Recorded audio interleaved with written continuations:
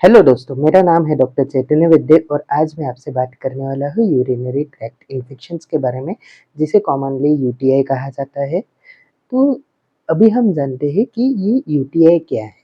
UTI एक प्रकार का ऐसा इन्फेक्शन है, एक प्रकार का ऐसा संक्रमण है, जिससे पूरा यूरिनरी ट्रैक्ट अफेक्ट होता है। यूरिनरी ट्रैक्ट में आता है किडनीज, किडनीज के बाद आता है यूरेटर्स, यूरेटर्स के बाद आता है यूरिनरी ब्लैडर और यूरेथ्रा। तो किडनी, यूरेटर, यूरिनरी ब्लैडर या यूरेथ्रा, यहाँ कहीं पे भी अगर इन्फेक्शन हो जाए तो इसे हम यूटीआई कहते हैं, यूरिनरी ट्रैक्ट इन्फेक्शन ऐसा कहते हैं। मोस्टली ऐसा देखा गया है कि सबसे कॉमन जगह है यूरिनरी ब्लैडर, जहाँ इन्फेक्शन होता है। इसे हम सिस्टाइटिस कहते हैं। जो मूत्रपिंड है, जहाँ यूरिन स्टोर होती है, उसे हम यूरिनरी ब्लैडर कहते हैं। वहाँ यदि सूजन आ जाए या इन्फेक्शन हो जाए तो उसे हम यूरिनरी ब्लैडर का इन्फेक्शन कहते हैं या सिस्टाइटिस ऐसा कहते हैं। अभी हम जानते हैं कि यूरिनरी ब्लैडर के बाद और एक जगह इन्फेक्शन हो सकता है, उसे कहते हैं यूरेथ्रा। यूरेथ्रा यूरिन पास करने का मार्ग है। तो वहाँ जब इन्फेक्शन हो जाता है उसे हम यूरेथ्राइटिस कहते हैं। ये एक प्रकार का यूरिनरी ट्रैक्ट इन्फेक्शन रहता है। अभी बहुत से बार ऐसा देखा गया है कि यूटीआई ये फीमेल्स में बहुत अधिकतम कॉमन है और पुरुषों में भी दिखता है और छोटे बच्चों में भी दिखता है, बेबीज में भी दिखता है, लेकिन सबसे ज़्यादा कॉमन ये महिलाओं में दिखता है। अभी हम बात करेंगे कि यूटीआई के कॉजेस क्या है, यूटीआई के कारण क्या है। अभी सबसे पहले तो इन्फेक्शन किसी न किसी बैक्टीरिया की वजह से होता है। तो यूटीआई में ऐसे कौन से बैक्टीरियाज है जो कॉमन है, जिसकी वजह से यूटीआई होता है, ये अभी हम जान लेंगे। सबसे कॉमन कॉज यूटीआई का, यूरिनरी ट्रैक्ट इन्फेक्शंस का है बैक्टीरिया। एक ऐसा बैक्टीरिया जिसे हम कहते हैं इशर्शिया कोलाई, ई कोलाई इसे कहते हैं। ये ज़्यादा तो गैस्ट्रोइंटेस्टाइनल सिस्टम या पेट में मिलता है, लेकिन यदि ये बैक्टीरिया यूरिनरी ट्रैक्ट में चला जाए, किडनीज की तरफ, यूरेटर की तरफ, ये यूरिनरी ब्लैडर या यूरेथ्रा की तरफ चला जाए और वहाँ पे ये एक्टिवेट हो जाए, तो ये इन्फेक्शन क्रिएट करता है, जिसे हम यूरिनरी ट्रैक्ट इन्फेक्शन कहते हैं। सिर्फ ई कोलाई ही एक ऐसा बैक्टीरिया नहीं है, ऐसे अन्य बैक्टीरियाज भी है, जैसे स्टेफिलोकोकस बैक्टीरिया या फिर क्लिब्सेला बैक्टीरिया। ये भी यूरिनरी ट्रैक्ट इन्फेक्शन कॉज करते हैं।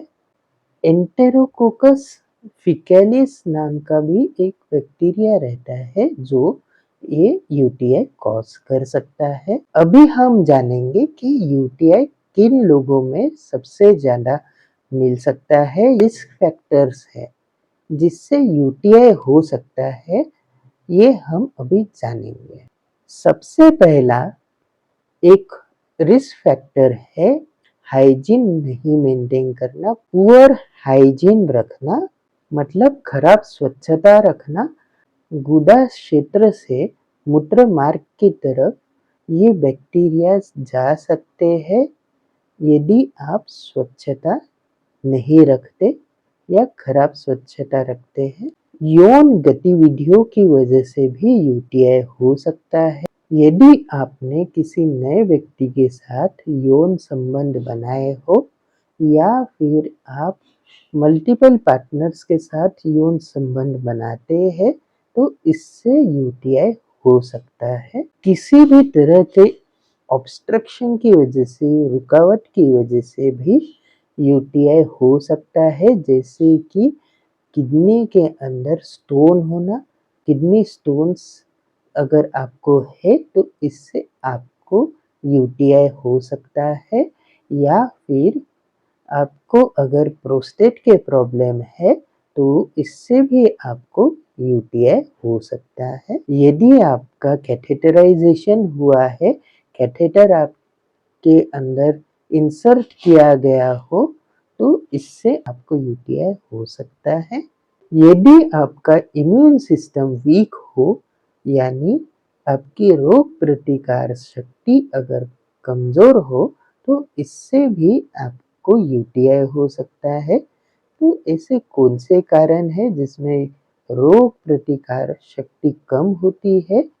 वो है डायबिटीज़ या इम्यूनोसप्रेसिव थेरेपीज़ लेना, या ऐसे अन्य बहुत सी ऐसी बीमारियां हैं जिससे रोग प्रतिकार शक्ति कम होती है। यदि आप उससे पीड़ित हैं तो आपको यूटीआई हो सकता है।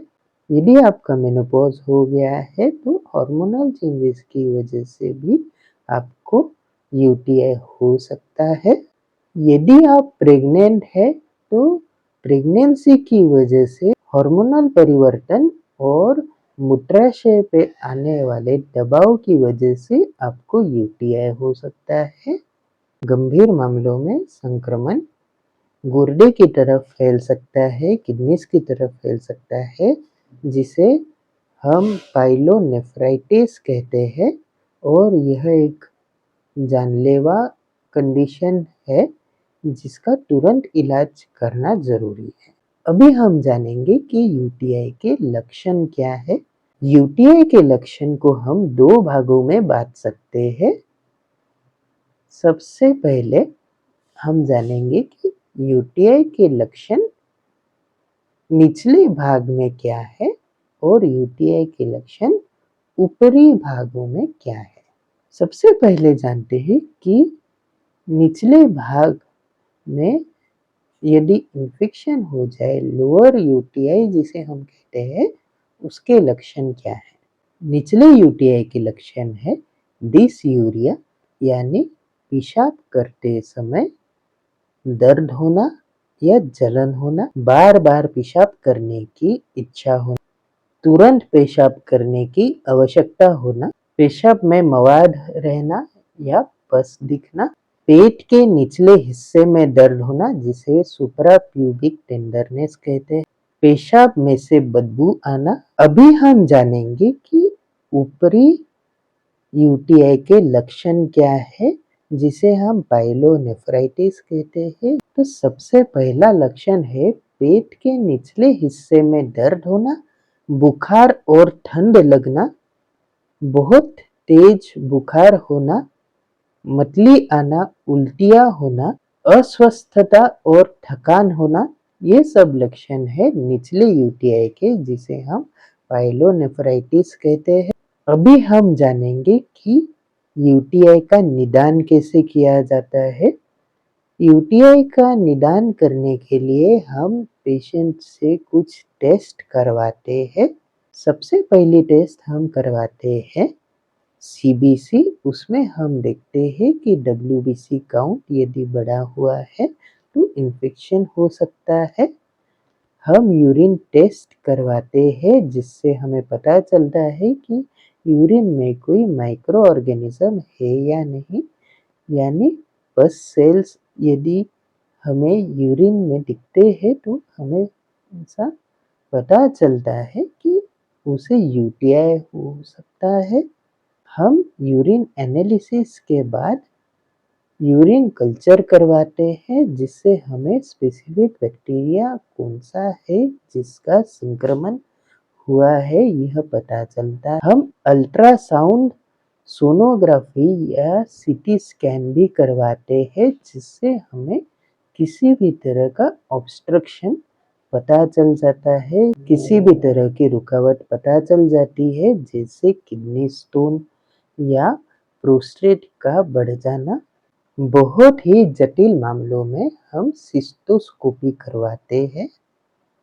अभी हम जानेंगे होम्योपैथी के द्वारा यूटीआई का उपचार कैसे किया जाता है। होम्योपैथी द्वारा यूटीआई का उपचार व्यक्ति के लक्षणों के ऊपर आधारित रहता है। अभी हम जानेंगे होम्योपैथी द्वारा यूटीआई का उपचार कैसे किया जाता है। होम्योपैथी उपचार में हम व्यक्ति के लक्षण, व्यक्ति की संवेदनशीलता और मूल कारण को संबोधित करते हैं और यूटीआई के मूल कारण को हम होम्योपैथिक दवाओं से निकाल देते हैं, जिससे उसका यूटीआई ठीक हो जाता है। अभी मैं आपको बताने वाला हूँ कुछ ऐसी होम्योपैथिक दवाओं के बारे में जो यूटीआई के ऊपर बहुत प्रभावी काम करती है। बहुत से लोगों को इसका फायदा हुआ है। सबसे पहली दवा है कैंथेरिस।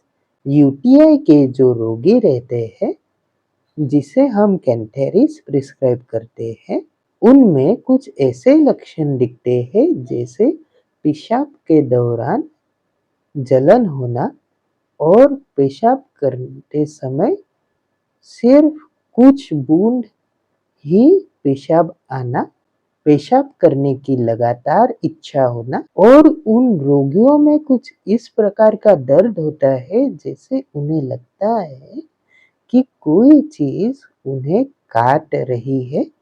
इस तरह का दर्द हमें दिखता है। उनका दर्द पेशाब करने के बाद भी ज़्यादा बढ़ने लगता है। हम कैंथेरिस को 30 या 200 पोटेंसी में देते हैं और एक्यूट केसेस में हम इसे 2-2 घंटे में पेशेंट को देते हैं। अभी एक दूसरी दवा है जिसे हम कहते हैं एपिस मेलिफिका। एपिस मेलिफिका को हम यूटीआई के रोगियों में तब देते हैं जब हमें इस प्रकार के लक्षण दिखते हैं, जैसे कि पेशाब के समय जलन होना और ऐसा दर्द होना कि उन्हें लगे कि कुछ चुभ रहा है। इस प्रकार का चुभने जैसा दर्द उन्हें होता है और मूत्र अंगों में सूजन होनी शुरू हो जाती है। कम और गर्म पेशाब होना और प्यास नहीं लगना, यह भी एपिस मेलिफिका जिन रोगियों में दिया जाता है उनके लक्षण है। एपिस मेलिफिका को हम 30 पोटेंसी में दिन में 4 बार दे सकते हैं। तीसरी रेमेडी है स्टेफिस एग्रिया। स्टेफिस एग्रिया हम उन रोगियों में देते हैं जिन्हें संभोग के बाद यूटीआई होता है। स्टेफिस एग्रिया के मरीजों में पेशाब के बाद मूत्राशय में दबाव की अनुभूति होती है। पेशाब के दौरान और पेशाब के बाद मूत्र मार्ग में जलन होती है। स्टेफिस एग्रिया को हम दिन में एक बार 200 पोटेंसी में पेशेंट को देते हैं और आवश्यकता अनुसार उसे हम स्टेफिस एग्रिया वापस देते हैं। और एक दवा है बर्बेरिस वल्गैरिस, जिसे हम उन रोगियों में देते हैं जिनमें जलन जैसा दर्द होता है और जिनमें संक्रमण गुर्दे की तरफ फैल चुका रहता है। गुर्दे से कमर तक दर्द फैलता रहता है। बर्बेरिस के रोगी में पेशाब चिपचिपा और लाल रंग का होता है। बर्बेरिस के रोगी को खड़े रहने से या किसी तरह की हलचल करने से तकलीफ होती है। बर्बेरिस के पेशेंट को आराम करने से बेहतर लगता है। रोगियों को हम बर्बेरिस उनके लक्षणों के ऊपर देते हैं। 30 पोटेंसी या मदर टिंचर हम बर्बेरिस का देते हैं और दिन में 3 बार हम पेशेंट को दे सकते हैं। और एक दवा है सारसापरिला। पेशाब होने के बाद पेशाब के अंत में तेज दर्द होना, खड़े होने पर पेशाब बेहतर निकलता है, पेशाब रेत जैसा तलछट रहता है।